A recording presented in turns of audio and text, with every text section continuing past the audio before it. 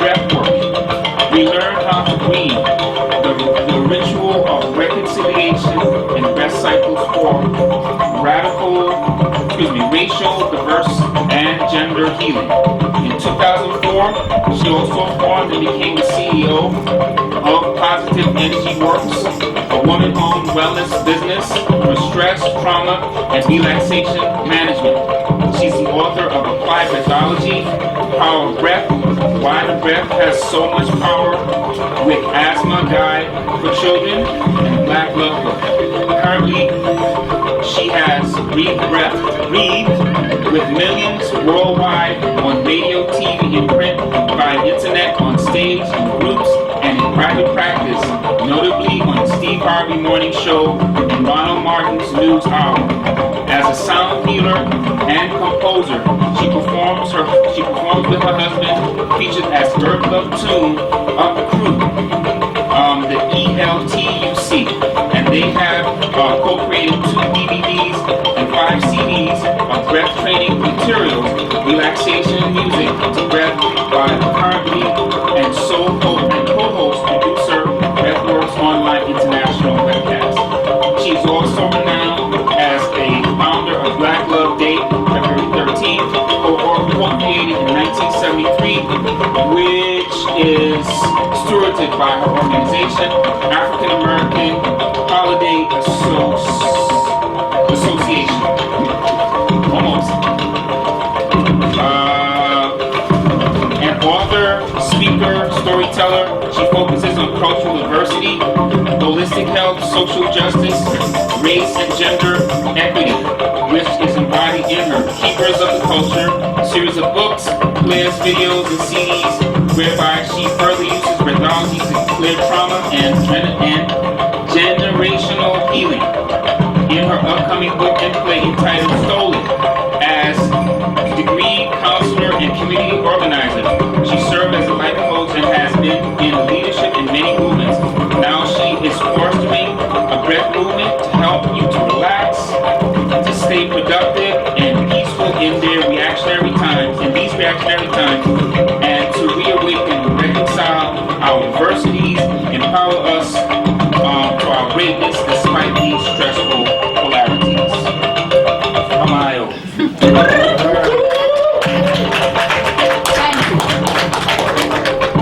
Okay. I had to turn that down. That's all right.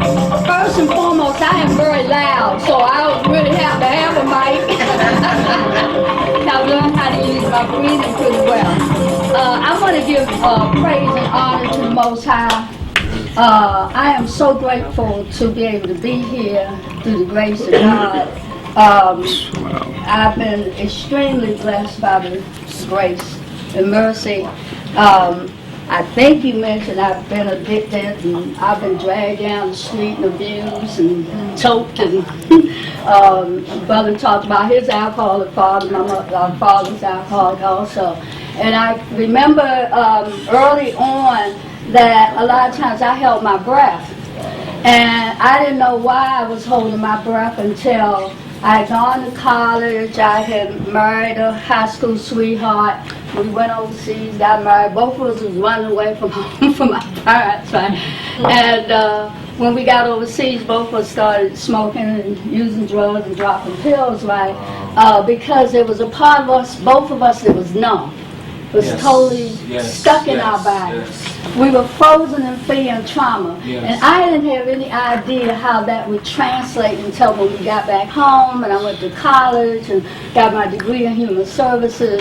And I was running around helping everybody else with African-centered education. I was healing and holding the world up. I was in the Million Man March, Million Woman March, Million Everybody's March. I was part of the leadership of everybody's group. Like, I was always helping somebody, always doing somebody else, but at the same time, I kept sneaking in the back room and I was drinking and drugging.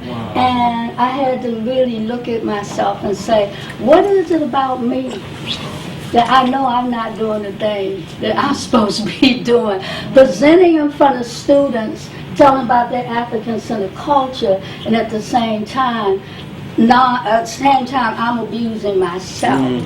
Now, I stand before any group and say, I had a lot of fun drinking and drugging too. I did some of my most productive work artistically. I love the idea of my brain being able to come into realms that I couldn't achieve in a normalized state. But I also didn't like the day afters a lot of times. I didn't like some of the ways in which it took me in paths that really I knew I didn't need to be in. And then I kept attracting brothers who were also in very dangerous paths. So I was attracting people, addicts in my life, who was showing me the mirror that I was an addicted person. And it was still, again, years later, when I began to find a correlation between me holding my breath. And it came from learning that every time I would be in pain and trauma and stress, I started watching, okay, everybody holding their breath. And then, of course, I was in the African culture and history, so I started thinking about, man, can you imagine all them people being dragged across the shores against their will, and how many of them was holding their breath in pain and trauma, being beat upon, and they couldn't scream, they couldn't cry, they couldn't holler, so all they could do was hold their breath. Right. And then I started looking at the correlation about my people today having so much ill health, so much repressed illnesses, mental health issues, high blood pressure, all of the ways in which the manifestation of emotional ill health affects how we hold on to pain and how pain and trauma will keep showing up, because pain and trauma ain't nothing but energy, and energy doesn't go away. Energy stays stuck in your body. So I began to look at me, and I began to look at my people, and I began to look at all of the challenges we have with health. And because I was taking all these courses all along those years, I was a transcendental meditation, 1970, Tai Chi in 72, Shiatsu, Reiki. I was doing everything related around breath and energy healing, right? But I was still running the back on snorting cocaine. So I was doing radio shows, and I'd be all talking about culture and health and healing. I had a newspaper, I said, 1982, called Positive Energy. It was a forerunner to, a lot of the health and healing community-based publications in D.C. Went for 9 years. So I was running around doing all that work. But I was still running around not taking care of me. Right. So, that's a long story. I've written about it in 2 of my books. First husband ended up dying. My son was killed. My son gave me the mirror of what really life is. And that life related to the fact that he had fallen. He got hit over the head and fell and couldn't breathe. And the doctors told us that they could keep him on the machine forever and he would have life, but he wouldn't have life.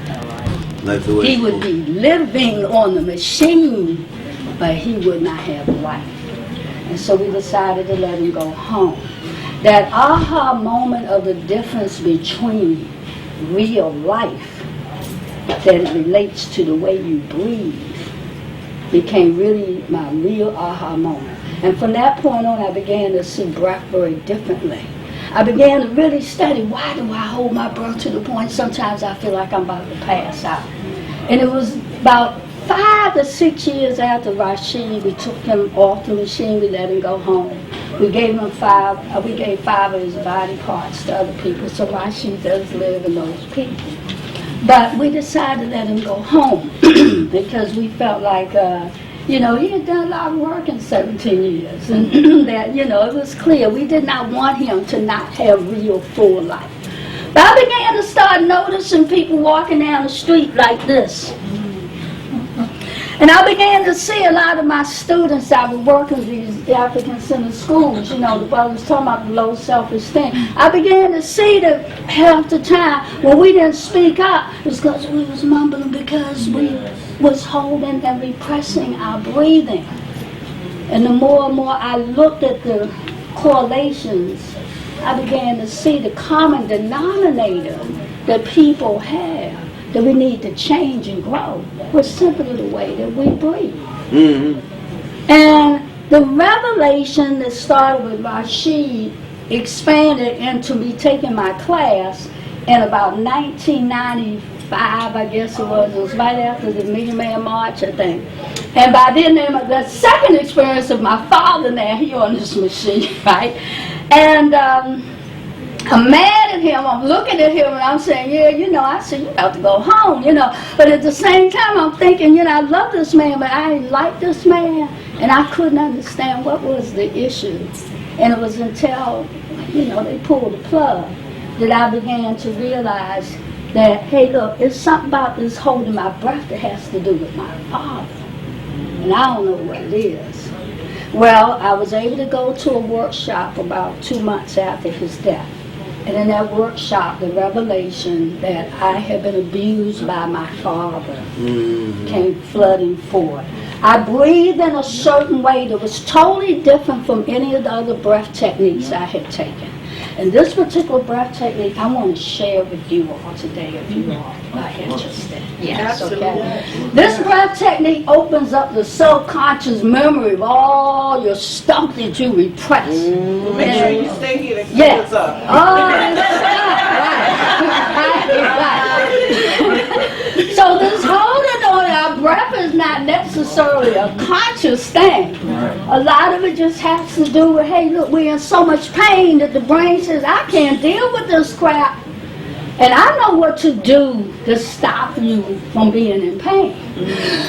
I hold your breathing. There's a brain stem. Everybody turn to the back and take your finger, and right here where your neck bends up right towards your skull, there's a very sensitive spot there called the brain stem. That's your last place where your breathing will end. This is where the reptilian part of our brain is. If you can feel it, for some of us it's very sensitive. That means that you're probably overgiving, overextending yourself, okay? In pain. Haven't been able to release all of your real pain. Well, that brain stem is also what they call the reptilian part of us. The first thing we do, we come into the world, we breathe, right? The last thing we do, we'll take our last breath. And that last breath comes from that reptilian part of our brain, right? And so I started realizing, hey, look, I'm like, really? I found that out. I said, this thing is sensitive as all get out. And when I went to this particular session, we began to do the breathing technique that opened up that part of our brain.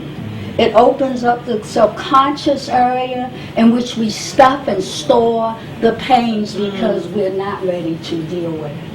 And as I did this breathing technique, I screamed and tossed and cried and yelled, and I didn't know who I was yelling at. And after about the second session, I was yelling at my father. My father, from the time I was like 8 to about 14, had been coming into my room touching me very inappropriately, right?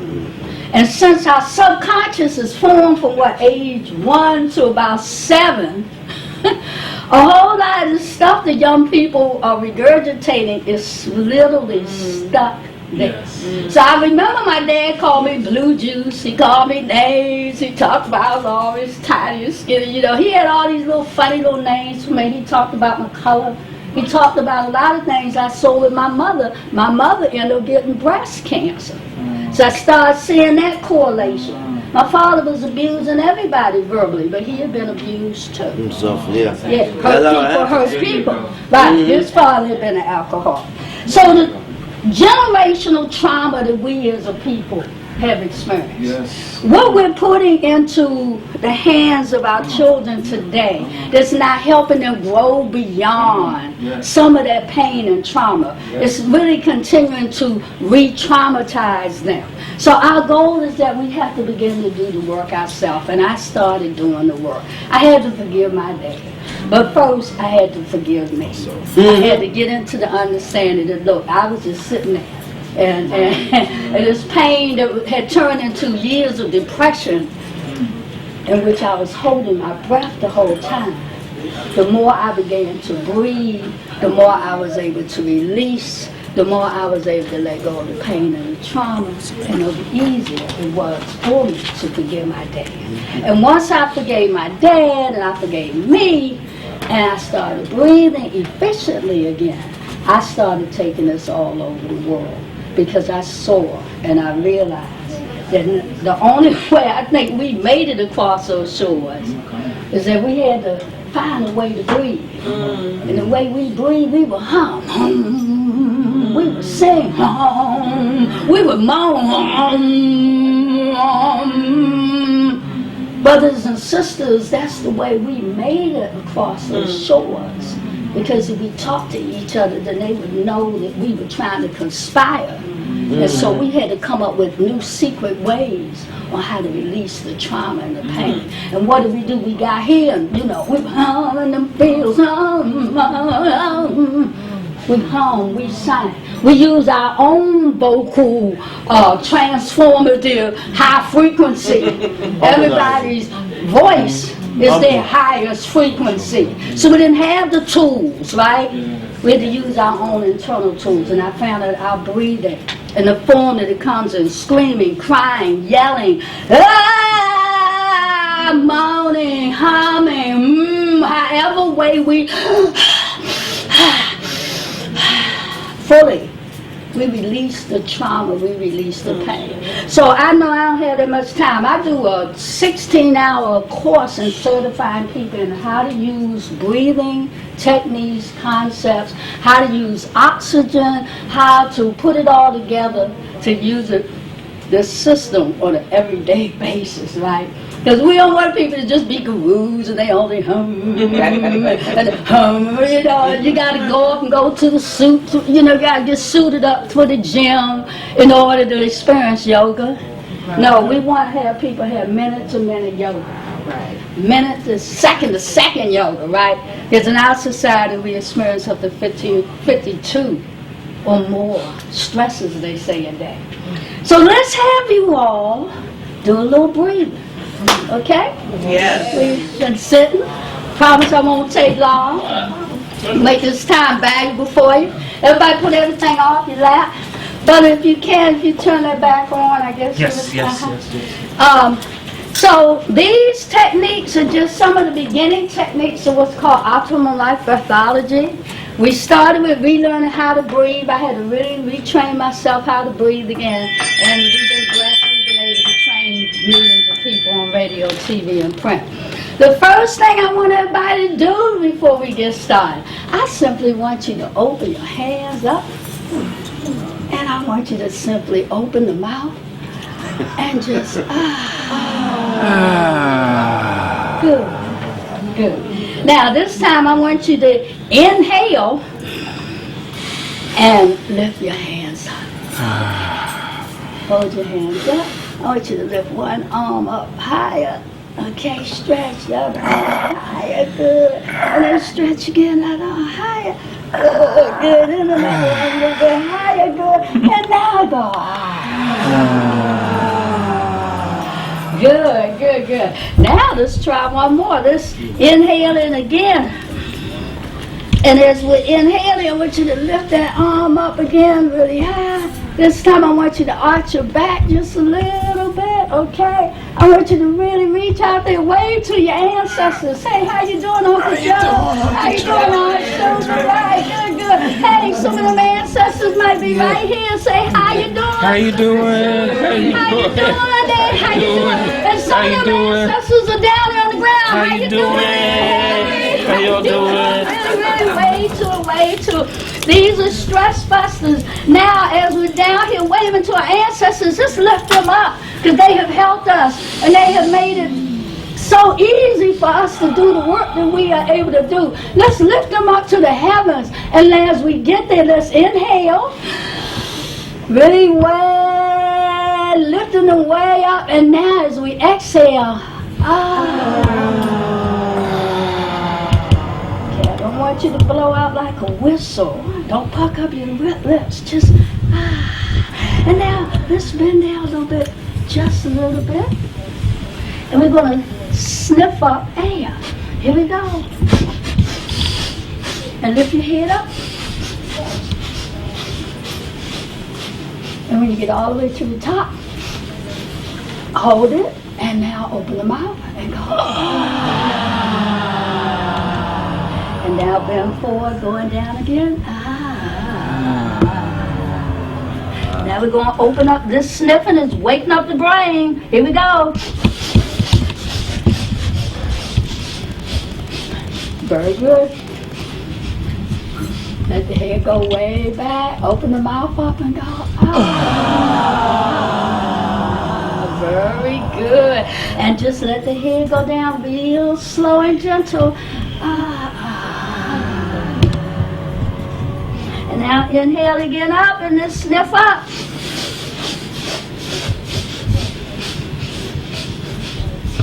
Let the head drop all the way back. Like you're letting all your burdens go. Good. And now really release.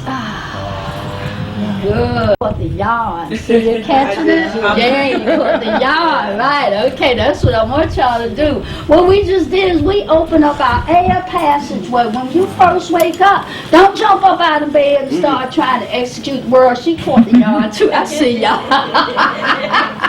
This is a game we play. Who's catching the yarn? So what we did, we opened up the air passage by yawning and stretching, right, and pulling breath all the way up. Inhaling out with concaving. The body knows when the exhale is supposed to occur. We're pushing air out and we're inhaling back up again, okay? Now what we want to do, I want everybody to stand up. Yes, yes. So we do that first thing in the morning when you first wake up. Okay, now we're up. Okay, let's move the air. We're going to circulate all that oxygen we done moved around. So this is called a jiggle. So we're just going to jiggle a little. Yeah, jiggle. There you go. This is T-Con, really. But I call it the jiggle. So we're going to jiggle around. Good. So we're going to jiggle the head. Good. There you go. Good jiggle.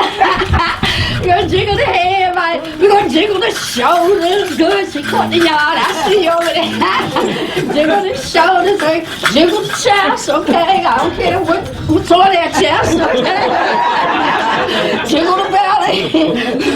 Jiggle the belly. Good. Okay. Don't forget the butt. Jiggle the butt. Gotta do the butt. Gotta do the butt. Gotta do the butt. Good. Jiggle them legs. Come on. Let's do Beyonce style. Come on, let's really jiggle the legs. Okay. 68, if I can do this, y'all can do this too now. Okay, jiggle the legs. Jiggle them feet. Jiggle them feet. Good, good, good, good. Now, everybody for a minute. Stop a minute again. Inhale in. Bring it all the way up. You can bring your arms way up. Stretch. Bend back a little bit. And now release. Good, good. So we done jiggled. Good, good, good. Now, let's have you all, let me see. Okay, we're going to do a fast breath, all right? Everybody ready? Bend your legs at the knees. Okay? Here we go. We're going to do a high breath. We're going to go.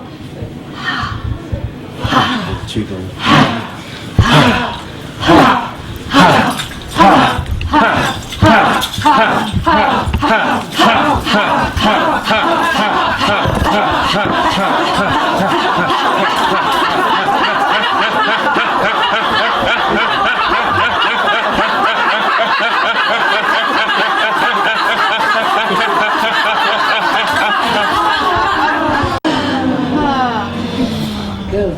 Stop a minute and feel all the energy we done generated. Inhale again. And now, good. Inhale again. Exhale. Very good. One of the techniques that we don't know is breathing. Is something we do every single day. Yes, we do. We open our mouth up and we simply allow ourselves to laugh. So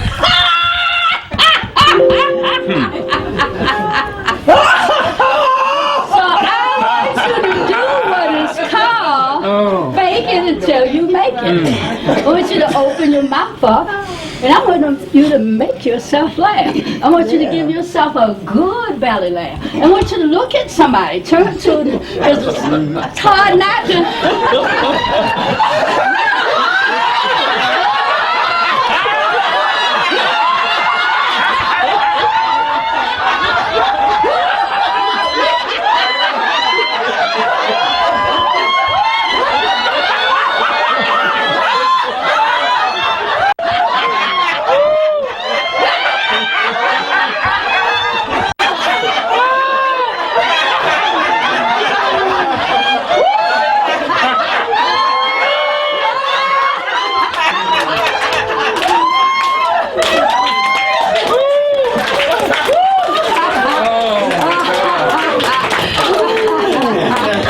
Okay, so let's see if we can laugh for 1 minute. Because laughter becomes a therapeutic breathing tool. If you can breathe for 10 minutes, it gives you an aerobic exercise that's equal to 30 minutes of exercising, inhaling, and exhaling. I hear the diaphragm. With music? Nope, we don't need music. So, we're going to see if we can laugh for at least 1 minute. Got it. Ready, set, go!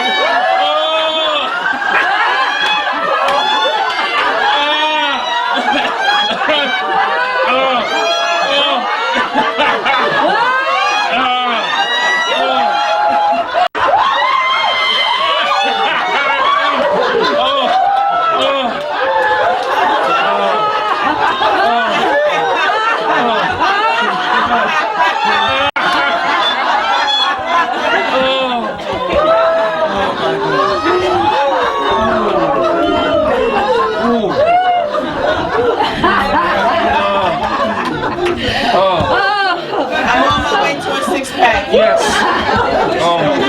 Now, sometimes you can't laugh out loud. So, if you're in the house and you want to breathe deeper, you want to make yourself laugh. So, you can't laugh out loud. So, you laugh in quiet.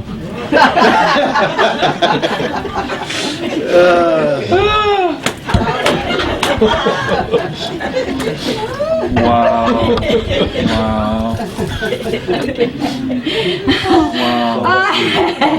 Let's have everybody sit down.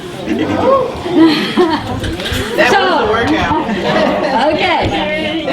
So breathing becomes an aerobic exercise. Breathing does so many different things. It was no way, shape, or form I could sit up here and try to even tell you all the benefits. I gave a lot of people my flyer. Yes. That one?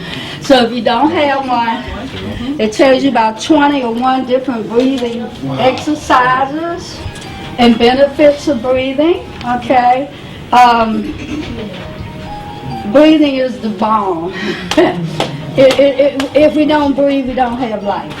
Okay, let me just summarize it like that. I go into a health fair and I say, everything in this room is important, but if you don't have the breath, you don't have any of this, right?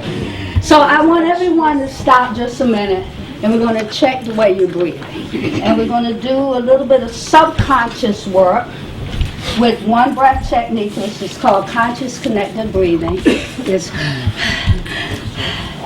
There's no pause in between. It connects the inhale with the exhale with the inhale. It may bring up some tears. It may bring up some old stuff.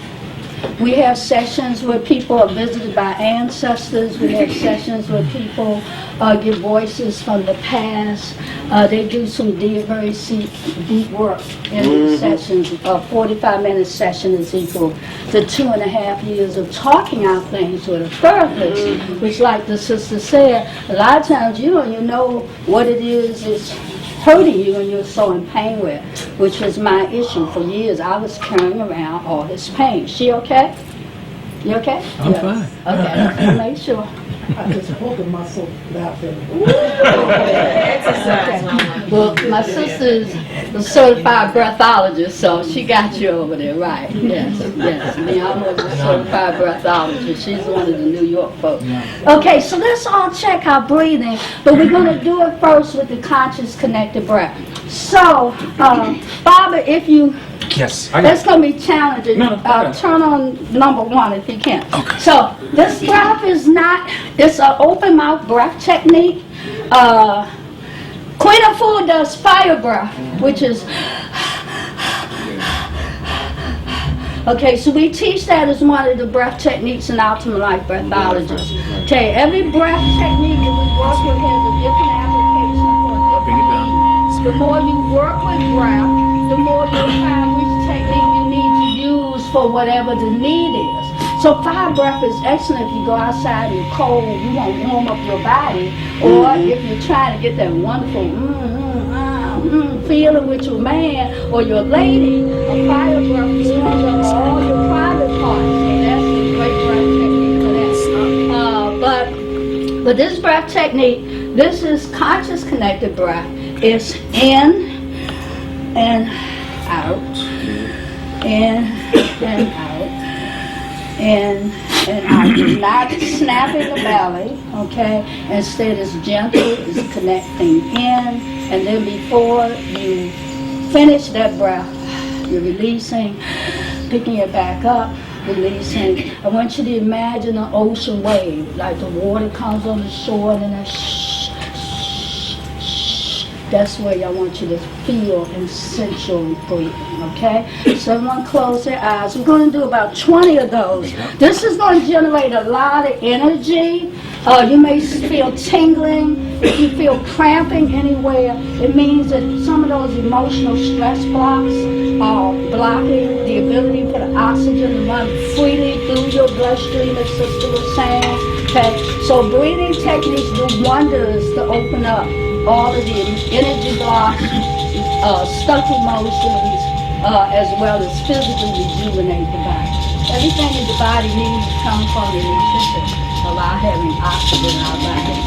So simply, this is called form number 1. Put one hand on your chest. Ultimate Life Breathology form number 1. Take the thumb of the opposite hand and connect it right there to your belly button. And then put the other 4 fingers just below your belly, like you're loving and hugging your belly.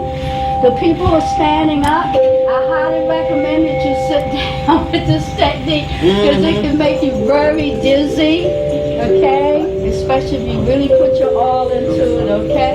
Yeah, okay. And it's open mouth, so you're getting a lot of oxygen in. Okay, so let us begin on the count of 3. 1, 2, 3.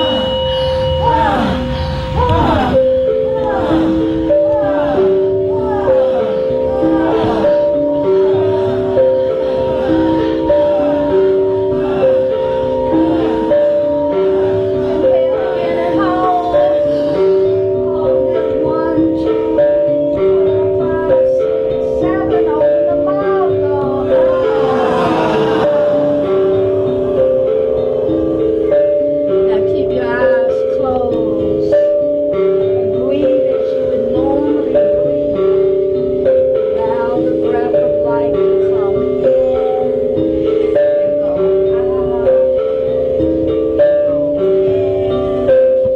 and go out. Inhale,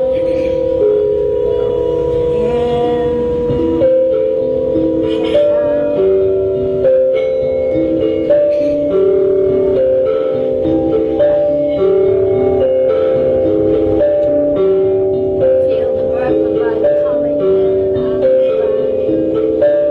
your body. Safe to breathe. Good to breathe. Allow your mind to take you to a special place. A special place where you can feel so special. In this special place, allow yourself to just stop and breathe. Feel the sensation where your breath is coming from. The hand on the chest is going up and down with each breath, and you are going down, breathing high in the chest. Instead, I want you to breathe deep. Inhale, let the belly come out.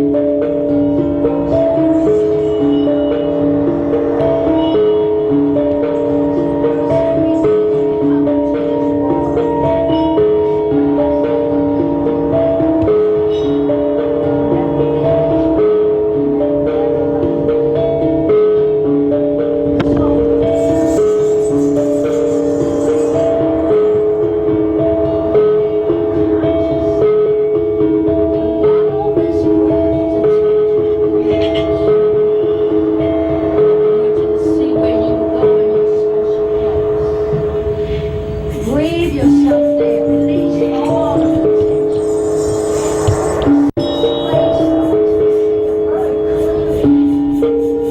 If it's on a mountain or it's on the ocean, breathe yourself there. And know that you are so special. And while you're in this special place, know there's a chakra, there's a time, there's a power around your heart.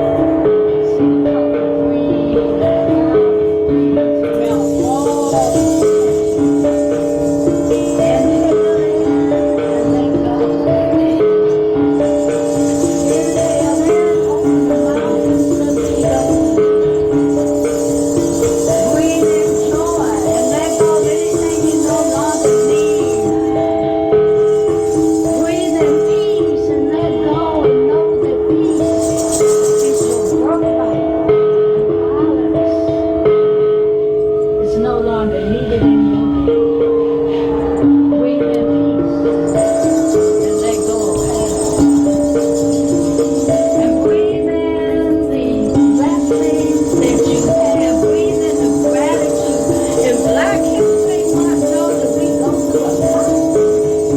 That's what all ancestors went through.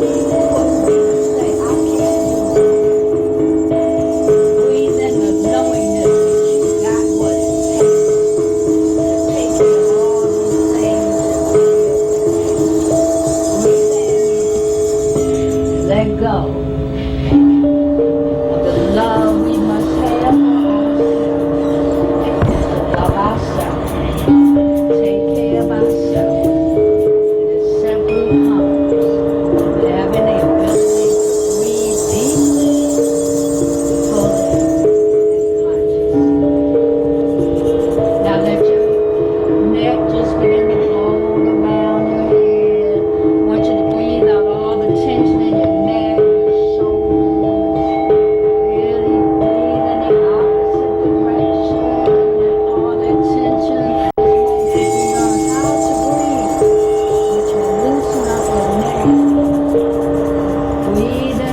that heart space. Hold that heart. Feel it open. Ask yourself, who is it that I love? Who do I need to love more? And see that person. Breathe into his heart space and let go. Any unforgiveness. This is Black Love Day. Black love. Black love that we must give ourselves. Because it's the only way you can give love to anyone else. You have to give love to yourself first. So breathe in all the deep breath. Let go of all the tension. And when it's time, you feel grounded.